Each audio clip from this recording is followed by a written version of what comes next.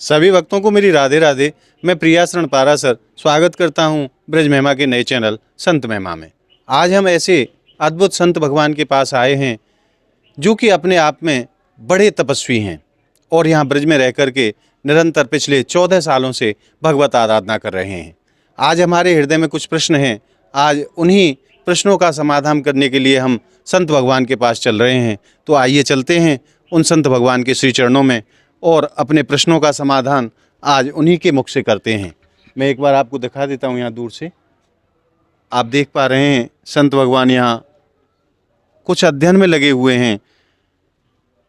तो आइए चलते हैं संत भगवान के पास। श्री राधे श्री राधे श्री राधे।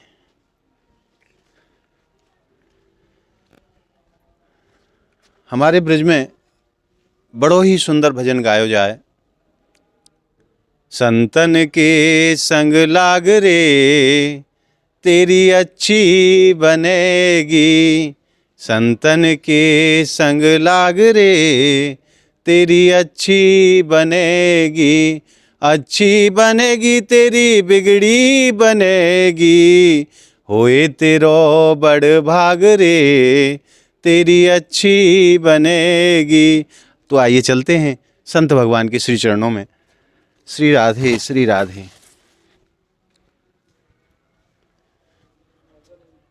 बाबा राधे राधे। संत भगवान के चरणों में कोटि कोटि प्रणाम।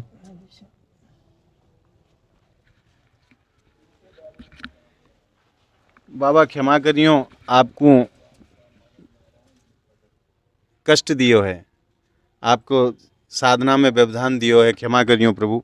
नहीं, इसमें क्षमा की कोई बात नहीं है। भगवान श्री कृष्ण ने अपनी श्रीमद् भगवद गीता जी में ऐसा कहा है, यह इमं परमं गुह्यम मद भक्ते स्वविदास्यति भक्तिमयी पराम कृत्वा मामे वैश्यत्य संशया।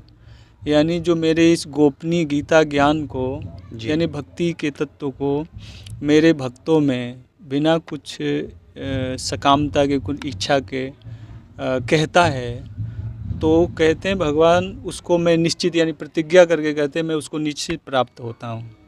और कहते हैं न च तस्मान मनुष्य सुप्रीकृतमः, यानी तमक प्रत्यय है और इसमें वो सुपरलेटिव या मान लीजिए कि कहते हैं कि उससे ज़्यादा प्यारा मेरा कोई और था नहीं और कोई आगे भी नहीं होगा।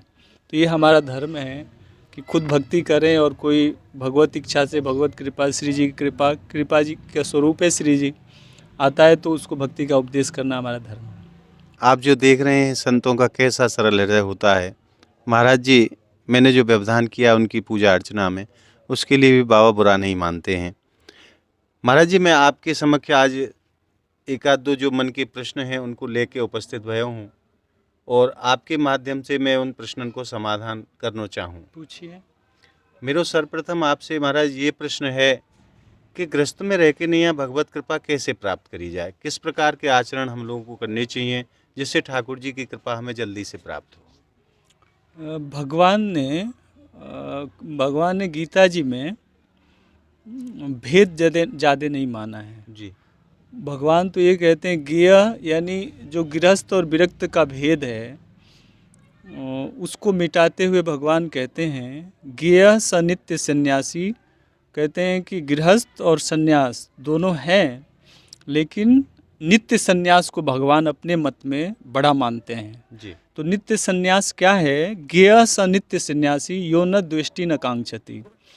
यानी नित्य सन्यासी वो है जो न किसी से द्वेष करता है और न कहीं राग करता है। राग द्वेष से जो दोनों द्वंद्वों से मुक्त है वो नित्य सन्यासी बोला गया है और वो बहुत जल्दी सारे प्रकार के बंधनों से मुक्त हो जाता है। कहते हैं कि सांख्य योगो पृथक बाला न प्रवदन्ति न पंडिता।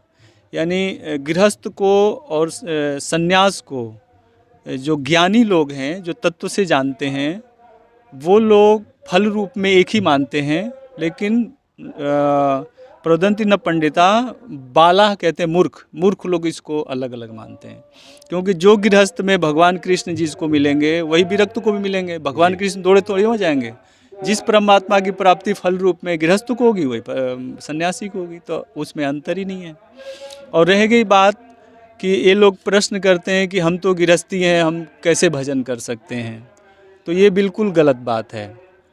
क्योंकि भागवत जी में चित्रकेतु राजा की कथा आती है, उनके 1 करोड़ रानियां थीं, सब भजन करते थे। ऐसे भक्तमाल जी में लगभग 90% से भी ज़्यादा गृहस्थ भक्तों के ही चरित्र है। नरसिंह जी हुए, चाहे रैदास जी, चाहे ये आपके कबीरदास जी, बड़े बड़े मतलब गृहस्थ में भक्त जो हुए हैं, विरक्तों से भी ज़्यादा चमत्कार गृहस्थ के भक्तों पे हुआ है। गृहस्थ में रहते हुए भी भगवत प्राप्ति उनको हुई अरे है। खूब, इतनी प्राप्ति कौन कहे, प्राप्ति तो ये बहुत छोटी चीज़ है। आप क्या बात करते हैं? नामदेव जी को देख लीजिए, छिपी थे, रंगरेज थे, और वो उनके एक एक इशारे पे भगवान आते थे। 56 बार उनको दर्शन दिए। नरसिंह जी गृहस्थ थे, उनको 52 बार इसी कलयुग में दर्शन दिया भगवान ने। मीरा जी के विषय में ऐसा लिखा है कि सदृश गोपिका प्रेम प्रगट कलयुग ही दिखायो, निरअंकुश अति निडर रसिक जस रसना गायो। मतलब उन्होंने जो द्वापर में श्री जी गोपियों का जो प्रेम था, उसको इस कलयुग में, यानी कलयुग में द्वापर बन करके दिखा दिया। नाभाजी ने लिखा है भक्तमाल में। तो ये तो बिल्कुल ही गलत है कि गृहस्थ में रह के हम भजन नहीं कर सकते, ये तो चोरी है, ये बिल्कुल अज्ञानता है। ऐसे भी भक्त हुए हैं, जैसे मान लीजिए प्रेमी भक्तों में कथा आती है भागवत जी में अमरीश जी महाराज जी की, जो पूरे पृथ्वी के चक्रवर्ती सम्राट थे। उसके बाद भी उनके 360 रानियाँ थीं। 360 रानियों के बाद भी उनकी दिनचर्या जब देखी जाती है भागवत जी में, तो सुखदेव गोस्वामी जी कहते हैं, अमरीशो महाभाग सप्तद्वीपवती महिम, यानी महाभाग कहते हैं महाभाग्यवान, यानी जो भगवान के भक्ति और प्रेम प्राप्त कर लेते हैं, भगवत प्राप्ति कर लेते हैं, उनको जीवन मुक्त बोला गया है। उससे भी आगे की चीज़ है भक्तों की, प्रेमियों की। तो वो ऐसे महाभाग थे कि सारे पृथ्वी के पूरे सप्तद्वीप की वो एक मात्र चक्रवर्ती सम्राट थे। अव्ययाम च श्रियम लब्ध्वा, यानी उनको ऐसी लक्ष्मी प्राप्त थी जो जितना खर्च करो उतनी बढ़ती जाती थी, वो कभी ख़त्म ही नहीं हो सकती, भगवत प्रदत्त होती है। यानी उस लक्ष्मी को भगवान देते हैं, भक्तों को देते हैं, उनकी उपासना के रिटर्न में, वो सबको नहीं देते हैं। विभवम च आतुलम भुवि, यानी अतुल, उनकी जो उनके पास संपत्ति ऐश्वर्य था, उसकी तुलना किसी अन्य से नहीं की जा सकती है। लेकिन उस सारी संपत्ति को प्राप्त करके भी उनकी जो स्थिति बनी हुई थी, ये भी जान लेना चाहिए, क्योंकि अपने मन को, अपने को धोखा नहीं देना चाहिए। वो कहते हैं, मैंने अति दुर्लभम पुंसाम सर्वम तत्सप्न संस्तुतम। वो सारे रानी, जो राज, जो कोष था, जो सैनिक थे, पुत्र थे, सब प्राप्त करने के बाद भी, इतना वैभव प्राप्त करने के बाद भी वो सबको सपने की तरह समझते थे। यानी सपना टूट गया, बिल्कुल ख़त्म। यानी ये संसार की जो संपत्ति, ये सारी चीज़ें हैं, वो सदा तो रहती नहीं है, अविनाशी नहीं है, विनाशी हैं। तो वो सपना समझते थे, और सारे ये अंधकार में ले जाने वाले, ऐसा समझ करके, और उनकी जो रहनी थी वो क्या थी वो भी समझना चाहिए। हम गृहस्थ में हैं तो इसका ये लाइसेंस नहीं है कि मनमाना कुछ भी हम करें। उसके लिए भागवत जी में सुखदेव मुनि कहते हैं कि चक्रवर्ती सम्राट होने के बाद, इतनी रानियां होने के बाद, इतनी जिम्मेदारियां होने के बाद भी वो, उनका जो मन था, सवई मनः कृष्ण पदार बिंदयोर, यानी उनका मन भगवान श्री कृष्ण के चरण कमलों में लगा रहता था। रानियों में, धन कोष कहीं नहीं रहता था, हर समय उनका मन भगवान कृष्ण के चरणों में लगा रहता था। वचांसी वैकुंठ गुणानुवर्णने, उनकी बाणी हर समय भगवान के गुणगान में लगी रहती थी। और करो हरेर मंदिर मार्जनादिशु, उनके जो हाथ थे वो भगवान श्री कृष्ण का जो मंदिर था, श्री जी का मंदिर था, वो मंदिर की सारी सेवा पूजा सब कुछ वो स्वयं ही करते थे, और कोई नहीं करता था, किसी को देते ही नहीं थे। श्रुतिम चकार अच्युत सत्कथोदये, यानी वो कानों से अच्युत भगवान की कथा ही सुनते थे, संसारी विषय वार्ता नहीं सुनते थे। मुकुंद लिंगालय दर्शने दृशो, वो नेत्रों से, यानी उनकी हर इंद्रियां भगवान की सेवा में लगी हुई थी। उनके जो नेत्र थे वो मुकुंद भगवान के जो चिन्ह हैं, उनके विग्रह हैं, उनके दर्शनों में ही लगे रहते थे। तद भृत्य गात्र स्पर्शे अंग संगमम, यानी उनको स्पर्श जो करते थे संतों को, भक्तों को ही उन चरण दबाते थे, उनकी सेवा करते थे। तो उनके हाथ जो है वो भक्त सेवा में लगे रहते थे भगवान के। घ्राणम च तत्पाद सरोज सौरभे, उनकी नासिका भगवान श्री कृष्ण के चरणों पे जो तुलसी महारानी हैं उनके ही गंध को लेती थी। और श्रीमद तुलस्या रसनाथ दर्पिते, और जो प्रसाद पाते थे भगवान को भोग लगाने के बाद तुलसी महारानी को रख करके उसी प्रसाद को पाते थे। पादो हरे है क्षेत्र पदानुसार पड़े, उनके चरण कम जो है वो संसारी विषय भोग और कहीं नहीं जाते थे। उनके जो चरण थे वो अयोध्या के राजा होने के बाद भी वो ब्रज में आते थे। उनकी जो छोटी रानी थी वो ब्रज की बहुत बड़ी भक्त थी जी। और इसमें बहुत बड़ी कथा भी है, कभी समय मिलेगा तो इस पे मतलब कई ग्रंथों से इस कथा को पूरा किया जा सकता है। अभी छोटे मोटे मतलब थोड़े देर में सब नहीं हो सकता, क्योंकि जो सुदर्शन चक्र लगा था दुर्वासा जी के पीछे वो ब्रज में ही लगा था, और वो जो 1 साल तक भागते रहे वो स्थान भी है। कहते हैं कामम च दास्य सिरो ऋषिकेश पदाभिवंदने, यानी उनके जो सिर थे वो भगवान और भक्तों के चरणों में ही झुकते थे, सबके सामने नहीं झुकते थे। ऐसा जब जितना कुछ भी अमरीश जी महाराज करते थे मन से, इंद्रियों से, जितने प्रकार की भक्ति करते थे, तो कामम च दास्य न तो काम काम्या, वो संसारी धन संपत्ति मान सम्मान इसके लिए नहीं करते थे। उनकी एकमात्र इच्छा ये रहती थी यथोत्तम श्लोक जनाश्रया रति, जो भगवान के भक्तों, जो प्रेमी भक्तों के हृदय में प्रेम रहता है वो मुझे प्राप्त हो, इसलिए वो सारी सेवाएं भक्ति करते थे। ये भक्ति के अंग हैं, तो इसलिए वो करते थे। ऐसा अगर हर कोई जीवन में, इसमें गृहस्थ विरक्त का तो भेद ही नहीं रहा, यानी कोई भी चोरी नहीं कर सकता है, अपने को छुपा नहीं सकता मैं गृहस्थ हूँ, भक्ति नहीं कर सकता। अब यहाँ तो 1-1 2-2 पत्नी वाले ही हैं, अब ये तो 360 रानियाँ थी, पूरे संसार की जिम्मेदारी थी, उसके बाद भी ये भक्ति कर सकते थे, तो हम लोग क्यों नहीं कर सकते? ये है ना। और इससे फ़ायदा ये था कि जब उनकी ईमानदारी और सच्ची भक्ति थी, तो उस भक्ति के प्रताप से भगवान श्री कृष्ण ने उनको उनकी पूरे राज्य की और उनकी सुरक्षा के लिए चक्र सुदर्शन नियुक्त कर दिया था। वो चक्र सुदर्शन ही पूरे राज्य को चलाते थे। किसी के मन में भी अगर चोरी और कोई गलत भाव आते थे तो तुरंत ही चक्र सुदर्शन भगवान प्रकट हो जाते थे और जलाने लगते थे, उसको दाह पैदा कर देते थे। ये चमत्कार था। तो हम उनका मतलब भगवान पे ऐसा विश्वास था, अगर हर गृहस्थ जो भी हैं वो ऐसी भक्ति करने लग जाए तो भगवान सबके लिए चक्र सुदर्शन दे देंगे। क्या दिक्कत है?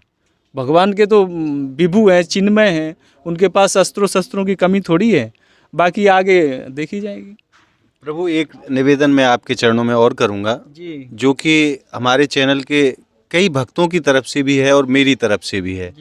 आज कुछ लोग बाहर से आकर के ब्रजवास कर रहे हैं, ब्रजवास करने के बाद उनको किस प्रकार का आचरण करना चाहिए, किस मर्यादा के साथ ब्रज में रहना चाहिए, उसके विषय में भी आप थोड़ा सा बताएं। हाँ, उसके लिए तो जो भी ब्रज में रह रहे हैं या पूरे संसार में कोई भी हो, ब्रज महिमा जानना चाहता हो, तो उसके लिए वृंदावन महिमामृत एक ग्रंथ है जिसमें टोटली धाम महिमा और ब्रजवास टोटल सब कुछ उसमें वर्णन किया गया है। तो उसमें एक श्लोक आता है, उसमें 17 शतक हैं, जिसमें एक एक शतक में 100-100 श्लोक या उससे ज़्यादा ही उसमें हैं। उन्होंने 100 शतक बनाए थे, शायद ऐसा मिलता है, लेकिन किसी कारण से उन्होंने शायद जमुना जी में डाल दिया था, तो जमुना जी ने कुछ वापस कर दिए थे। अच्छा। हाँ, जो तो आज उपलब्ध हाँ है। आज उपलब्ध है, ऐसा हमने सुना है जी। श्री भट्ट स्वामी जी का ऐसा कुछ ऐसा है, जो भी होगा। लेकिन उस शतक में एक बात लिखी है, एक श्लोक आता है, न कुरु न वद किंचित विस्मराशेष दृश्यम, यानी इस धाम में आने के बाद जो धाम वास कर रहे हैं, तो यहाँ आने के बाद भगवान यानी स्मर मिथुन महस्तद गौर नीलम स्मरार्थतम, यानी गौर नील जो राधा माधव हैं, उन गौर माधव को ही स्मरण करो और सारे दृश्यमान जो भी संसार है सबको भूल जाओ और बाकी के काम जो है वो कहना करना सब बंद कर दो। बहुजन समवायाद दुरम उद्विज्य याही, यानी बहुत दूर से ही वो जो बहुत भीड़ भाड़ है संसारी, भक्तों की भीड़ अलग होती है। भक्तों की भीड़ तो क्या है कि रानी रत्नावती जी की कथा आती है, उनको भक्त भीड़ अति भाव है, उनको तो भक्तों की भीड़ ही अच्छी लगती थी, क्योंकि भक्ति और सत्संग से ही तो भक्ति का उद्गम है, तो वो तो जरूर करना चाहिए। धाम में क्षेत्रों में ये सब आने के बाद तो इस शतक में श्रीपाद प्रबोधानंद सरस्वती जी कहते हैं कि इस धाम में आने के बाद एकमात्र सारे दृश्यमात संसार को भूल करके राधा माधव जो गौर और नील ज्योति हैं उनको ही याद करो और बाकी चीज़ को याद मत करो। और बहुत संसारी भीड़ भाड़ है, बहुत लोगों से बातचीत मिलना जुलना, वो सब दूर से ही छोड़ दो। प्रिय निवसत दिव्य श्रील वृंदावन नान्त, यानी इस दिव्य महान वृंदावन में इस प्रकार के वास करो। ये एक ही श्लोक में उन्होंने सब रख दिया। तो इस प्रकार से जीव को यहाँ निवास करना चाहिए ब्रजमंडल हाँ, में। बाकी ऐसा है जो श्री जी राधा रानी की महिमा का जो दिव्य ग्रंथ है श्री राधा सुधा निधि ग्रंथ, तो उसमें भी लिखा गया है कि इस धाम में भाव से रहना चाहिए, संतों के सानिध्य में रहना चाहिए। और यहाँ के जो ब्रजवासी हैं, ब्रजवासी भी 6 प्रकार के मतलब ब्रजवास माना गया है। तो लोग जो जन्म से ब्रजवासी हैं या ब्रज में कोई भी है जी, तो उनके लिए ग्रंथकार ऐसा कहते हैं कि आपको ब्रज में हर प्रकार के लोग देखते हैं और उन लोगों का भाव हो जाता है ऐसे देख के। तो कहते हैं कि नहीं, ऐसा नहीं करना, ये क्रूरापि पापिनो न सताम दृश्याव चाहिए, यानी जो क्रूर हैं ब्रज में, पापी हैं, कसाई हैं और जो संतों के सज्जनों के देखने योग्य भी नहीं है, उनको देखते ही पाप लग जाए, उनको देख करके भी सर्वान वस्तुतया निरीक्ष्य परम स्वाराध्य बुद्धिर मम, यानी उन सबको जैसे क्रूर हैं, पापी हैं, उनको देख के भी यही भाव करो कि यही साक्षात भगवान कृष्ण है, यही राधा रानी है। तो इस प्रकार से जब भावना पूर्वक रहा जाएगा तब जाकर के ब्रज भाव सिद्ध होगा, यहाँ की अपराध नहीं बनेगा। अगर हम जरा भी किसी में भी अभाव कर लेंगे तो वो फिर ब्रज भाव सिद्ध नहीं होगा यहाँ रहने के बाद। सबको समान रूप से देखना है, समान रूप से नहीं देखना है, उसमें भगवत भाव करना है, चाहे वो कितना भी बड़ा पापी हो। हाँ, उसमें अस्थाई जो भाव है वो भगवत भाव ही करना पड़ेगा जी। व्यवहार में भेद कर सकते लेकिन भाव में नहीं कर सकते, इसका लाइसेंस ग्रंथ नहीं दे रहा है। उसी भाव से देखना है। हाँ, भगवत भाव से देखना, ग्रंथ की तो यही आज्ञा है, रसिकों की यही आज्ञा है, रसिक जन इसी भाव से रहे हैं। तो वो भावना जब सिद्ध हो जाती है तो इसके बहुत से एग्जाम्पल है। नामदेव जी महाराज के सामने ब्रह्म राक्षस आ गए, लेकिन उनका भगवत भाव था तो साक्षात ब्रह्म राक्षस में से भगवान प्रकट हो गए। अब भगवान प्रकट होने के बाद बोले, अरे नामदेव तुम इस ब्रह्म राक्षस में भी मुझे देख रहा है।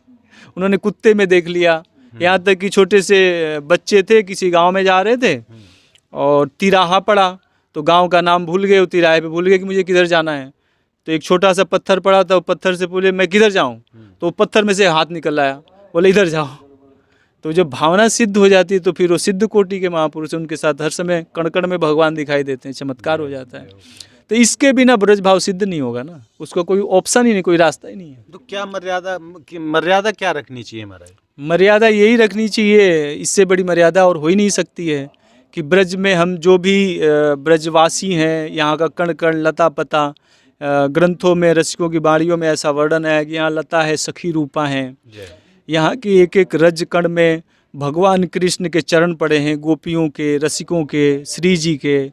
तो यहाँ की रज की इतनी महिमा है, यहाँ के कण कण में वही भगवत भाव होना चाहिए, वही दिव्य चिन्मय भाव होना चाहिए। तो दिव्य चिन्मय भाव हम जब करते रहेंगे तो एक दिन वो भाव सिद्ध हो जाएगा। तो वो जो लीला है, यानी जो अवतार काल में 5000 वर्ष पहले भगवान ने किया है, वही भगवान कृपा करके वही अपना स्वरूप, वही लीला सब प्रकट कर देंगे। उन्हें प्रकट होंगे, और कोई रास्ता नहीं है। और कोई रास्ता हो तो देख लीजिए। महाराज हमने जी, तो यही सुना है संतों से। नहीं, आपने बहुत सुंदर ज्ञान की बात बताई। और आज जो मैं प्रश्न आपके समक्ष आपके चरणों में लेकर के आया था, जो मेरे भी थे और मेरे चैनल के भक्तों के माध्यम से भी वो प्रश्न थे, उनका आपने बहुत सुंदर तरीके से निरूपण जो किया है, मैं उसके लिए आपको कोटि कोटि धन्यवाद देता हूँ प्रभु जी। आपके श्री चरणों में बार बार प्रणाम, कोटि कोटि प्रणाम। आप ऐसे ही संत भगवान हमारे ऊपर कृपा बनाए रखें, यही मैं निवेदन आपके चरणों में करता हूँ।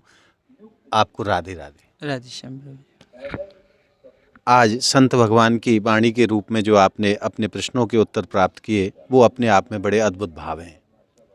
और बाबा ने बहुत ही सुंदर तरीके से इस बात का निरूपण किया है कि किस प्रकार के भाव ब्रज में रह कर के जीव को रखने चाहिए, तब वो भाव सिद्ध होंगे। और हर समय और हर तरफ आपको सिवाय ठाकुर जी और हमारी राधा रानी के और कुछ दिखाई देगा ही नहीं। ऐसे अद्भुत भाव इन संत महापुरुषों के, अगर हम इनके बताए हुए मार्ग पर चलें तो जीवन को बहुत ऊपर ले जाया जा सकता है।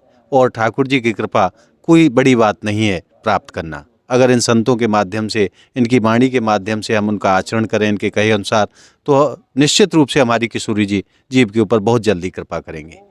आज हमारी ये वीडियो आपको कैसी लगी, हमें कमेंट के माध्यम से ज़रूर बताएं। और हमारी इस वीडियो को आप ज़्यादा से ज़्यादा लाइक करें, ज़्यादा से ज़्यादा शेयर करें, ताकि सभी भक्त ऐसे पुण्य अमृतमयी वचनों का पुण्य लाभ प्राप्त कर सकें। तो मिलते हैं संत महिमा की अगली वीडियो के साथ। तब तक के लिए जय जय श्री राधे।